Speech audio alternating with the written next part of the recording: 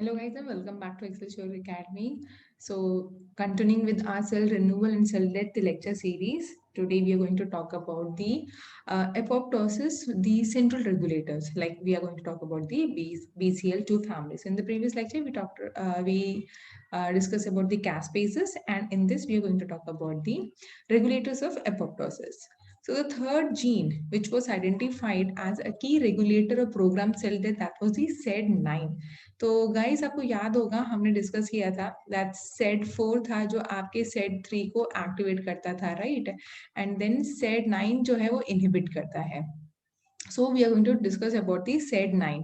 So it is closely related to mammalian gene called BCL2. तो अभी हम BCL2 के बारे में पढ़ेंगे. So BCL2 का काम क्या है? To inhibit apoptosis.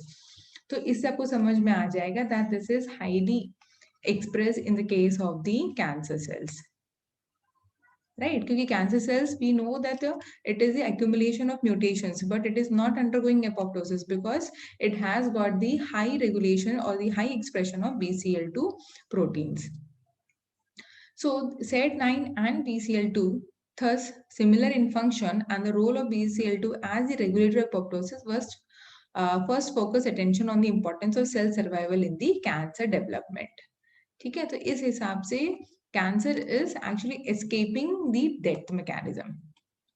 Now, mammals, they encode family of approximately 20 proteins which is related to BCL2, and they are divided into 3 functional groups based on the 3 functional groups.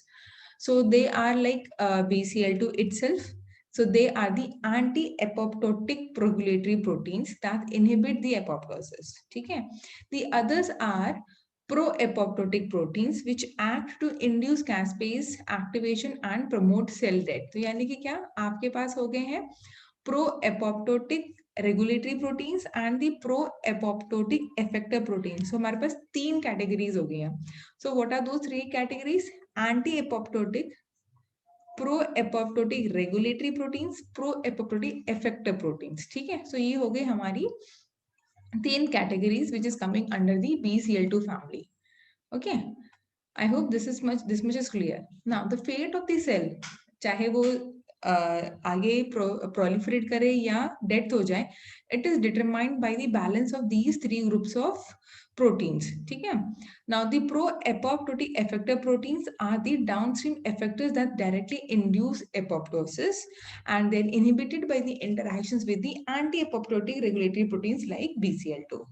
तो सबसे पहले प्रो एपोप्टोटिक रेगुलेटरी प्रोटीन्स हैं, ठीक है. उसके नीचे आते हैं आपके effective proteins. Now they interact with the anti apoptotic. अगर ये इंटरेक्शन हुआ तो एपोप्टोसिस नहीं होगा. So let's see over here. So in the case of the normal cell, the pro-apoptotic regulatory proteins are there, they are inactive. ठीक है. And and the pro-apoptotic effector proteins are inhibited by the interactions with the anti-apoptotic regulatory proteins.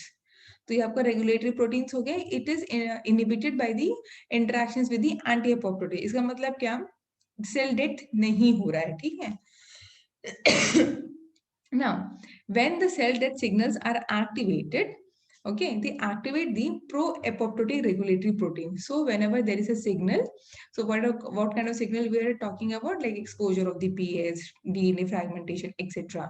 So it is going to activate the pro-apoptotic regulatory protein. Now, which then is going to antagonize the anti-apoptotic proteins as well as activating the pro-apoptotic effector protein. ठीक है. अब क्या हुआ है? पहले तो आपका regulatory protein activate हुआ. अब ये क्या करेगा? It is going to remove the anti apoptotic regulatory protein. Finally क्या होगा? आपका इफेक्टर प्रोटीन्स एक्टिवेट हो जाएंगे and this will finally lead to the death of the cell, यानी कि एपोप्टोसिस आपका होगा. ठीक है. So the pro-apoptotic regulatory proteins are upstream members of the cascade regulated by the signals that induce cell death or cell survival. So when activated, the regulatory proteins initiate apoptosis by 2 mechanisms. That is, they antagonize the anti-apoptotic regulatory proteins and activate the effector proteins. So that is what we have just seen now over here. ठीक है. So once it gets regulatory protein are activated, it is going to antagonize the anti-apoptotic regulatory protein और pro-apoptotic effector proteins को वो activate कर देगा. So this is how it is going to lead to the apoptosis. Now, in mammalian cells, the members of the BCL2 family act at mitochondria also. ठीक है, तो mitochondria में ऐसा क्या present है जो it is going to help? They are talking about the cytochrome C as well as the calcium, intracellular calcium level. ठीक है, so when activated, the pro-apoptotic effector proteins, ठीक है, जो आपके नीचे present है. So those are like for example BAX and BAC. So they form oligomers to form the pores in the mitochondrial outer membrane, which will release in the cytochrome C. ठीक है, अब क्या हुआ है? So we were talking about, so first of all आपके हो गए pro apoptotic regulatory proteins. ठीक है, then it is going to antagonize the anti apoptotic proteins.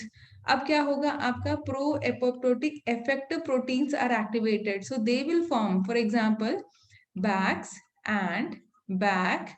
So they will form oligomers and they will oligomerize and they will form pores in the mitochondria. ठीक है, अब कहाँ पे form होगा? Outer membrane में. अब आउटर मेम्ब्रेन और inner membrane के बीच में जो इंटरमेम्ब्रेन स्पेस है, that is filled with your cytochrome सी.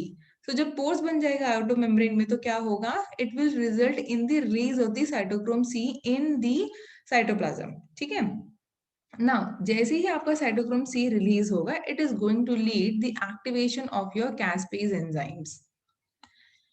ठीक है, so the key initiator caspase in mammalian cells is caspase 9. It is activated by forming a complex with APAF1 in a multi-subunit complex called the apoptosome. ठीक है, अभी देखो कैसे कैसे नए नए वर्ड आते जा रहे हैं और थोड़ा कॉम्प्लिकेटेड होता जा रहा है. Okay, so let's see what is happening. So the moment you got the cell death signal over here, so pro-apoptotic effector proteins like BAX and BAC, they will oligomerize, they will form the pores into the outer membrane of the mitochondria. अब जैसे ही उन्होंने pores बनाया, so what is happening? Cytochrome C is able to get released into the cytoplasm. Now the cytochrome C will go and interact with the caspase 9 and APAF1 and it will form a apoptosome. Now this is going to finally activate your caspase 3, which is like present in the inactive form. So pro caspase से आपका active caspase 3 हो जाएगा and final apoptosis will happen. ठीक है, so this is actually also called the intrinsic pathway of apoptosis. अगर caspase 9 की जगह caspase 8 होता, then we would have said that it is the extrinsic pathway. But in both the cases, चाहे caspase 8 हो या caspase 9 हो, it is going to lead in the activation of your caspase 3, which will finally lead to the apoptosis. Okay, I hope this much is clear. So this is what is written over here. So let's read. In mammals, formation of this complex also requires cytochrome C. So what complex we are talking about over here? It is the apoptosome, which is formed by interacting with the caspase 9 and APAF1 along with the cytochrome C. Okay?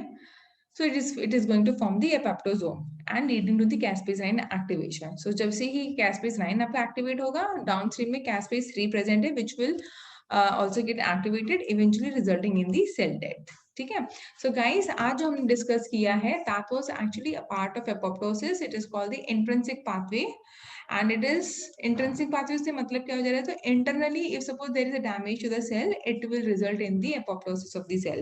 So the next lecture will talk about the extrinsic pathway. So जब हम caspase 8 के बारे में बात करते हैं, that time we talk about the extrinsic pathway of apoptosis.